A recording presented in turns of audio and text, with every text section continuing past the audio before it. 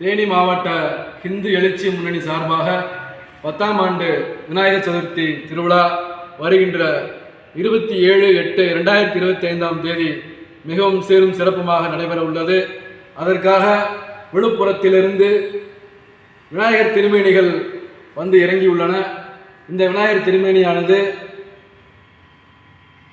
காகிதம் மற்றும் கிழங்கு மாவு மற்றும் சவுக்கு குச்சிகளால் தயாரிக்கப்பட்டு சுகாதாரமான முறையில் தயாரிக்கப்பட்டுள்ளது.